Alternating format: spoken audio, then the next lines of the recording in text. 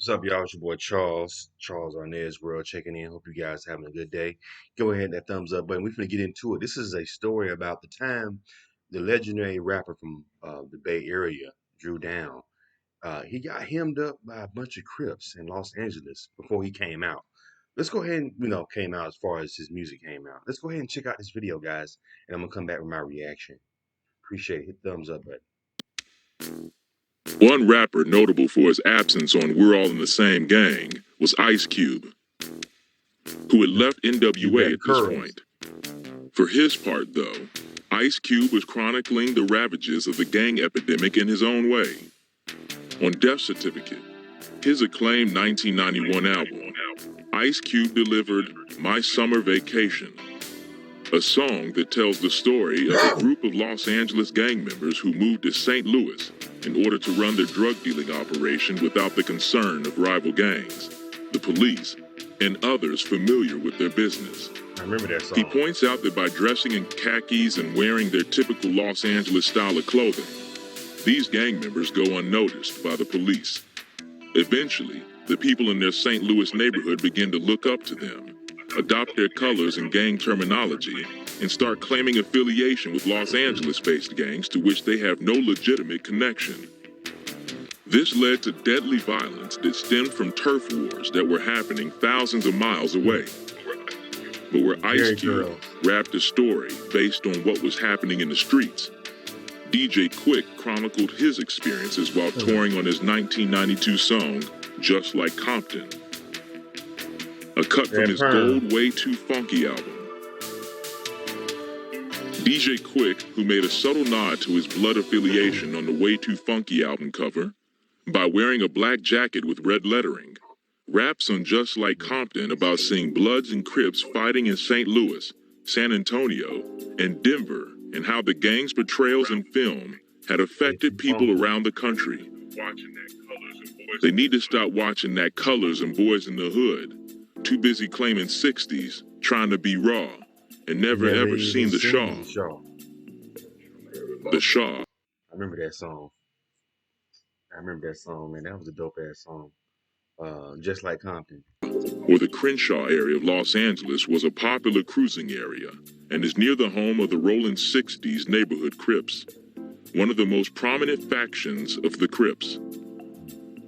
Like Ice Cube, DJ Quick was fully aware that Los Angeles gang culture had spread far beyond Southern California. Although he doesn't mention it in the song, DJ Quick said that the way he and his roadies represented the Bloods during his tours to promote Quick as the name did not sit well with the Crip members and the audience at his shows. Some of the Crips in some of the places I was going kinda wasn't having it, DJ Quick said. Me being as naive as I was to the fact that gangbanging did just go a little bit farther than California. And above the law, the overt discussion of gangs and rappers as gangbangers got a transformative jolt in 1993 with the release of Bangin' on Wax. The album came from a group that billed themselves as the Bloods and Crips, which was a largely nondescript collection of rappers. With the creation of this group came a striking pledge of allegiance between the two most prominent gangs in Los Angeles. Songs such as Pyru Love and Crippin' Ain't Easy gave the Bloods and Crips respectively platforms to promote their sets. Peaking at number 86 on the Billboard Top 200 chart in May 1993, Bangin' on Wax gave a sonic jolt to listeners beyond Southern California, providing them information about the Bloods and Crips and how they operated. In Los Angeles, the streets definitely set the tone of the hip-hop music, said CJ Mack, who worked extensively with Dub C and released his 1999 album Platinum Game through Mac 10's Who Bangin' Records imprint. Our gang culture, it goes back since the 60s. It's politics and you don't know that everywhere, said Yuckmouth, half of Oakland, California platinum rap duo The Loonies. You're thinking LA is just Hollywood. You're thinking you can just go out there and chill in its politics. Now you know when you go out there, you got to watch where you go. It made me more alert on how to respect the situation, Yuckmouth added, regarding the release of Bangin' on Wax. There's neighborhoods everywhere. Don't think you're the biggest, roughest, toughest, and that you're the only dude that came from a neighborhood and you're the only dude that owned a gun. Stop it. Right. Everybody comes from some shit, and it depends on how serious your disrespect is, on if there will be penalties and casualties for wearing the wrong color in somebody's neighborhood, or driving the wrong color car in somebody's neighborhood. Yuckmouth had learned this lesson in real life. His friend and fellow Oakland rapper Drew Down almost lost his life because he was in Los Angeles and wearing the wrong color in the wrong neighborhood. In 1993, Drew Down was in a rolling 60s neighborhood Crips section of Los Angeles, driving in a red car and wearing all red, the color synonymous with the Bloods. This was prior to the release of his popular Pimp of the Year song, meaning that Drew Down's celebrity had yet to peak and that he had yet to become a known commodity in the streets. You know he was. As he got out of his car and walked toward the door to pick up a girl, he was approached by a teenager on a bicycle. He'd seen him getting out the car and was like, "What's up, cuz?" Yuckmouth said, referencing the Crips' way of greeting one another with cuz. Drew Down was like, I don't do that shit, man, and walked away. That little boy rode around the corner and came back with the whole neighborhood. The Crips surrounded the residence, and Drew Down was unable to leave the house for approximately 5 hours. One of the elder statesmen from the rolling 60s approached the house and asked to speak with Drew Down. He's like, "Man, I'm Drew Down. I don't do this shit, man."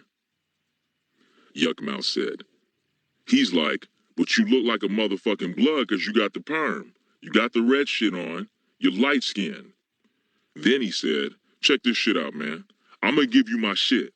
Take that shit off. I'm gonna give you my shit. Put this blue shit on. That's only how you're gonna come out this house, bro. If not, good luck." Drew Down obliged, changing his outfit and leaving the residence unscathed after the standoff. It was that serious, Yuckmouth said. So that's when we knew, oh, this blood crip shit is serious.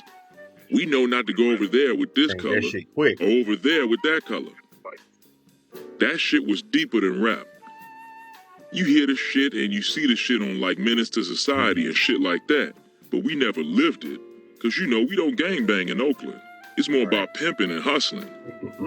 Once Drew Down and Yuckmouth took stock of the situation, they realized they'd had only a small glimpse into the gravity and intensity of gang culture in Los Angeles, despite what they'd seen in movies and heard in songs. "We had no clue," Yuckmouth said. "It was just an innocent situation. Drew was trying to pick up a girl and was in the wrong neighborhood with the wrong fucking clothes on.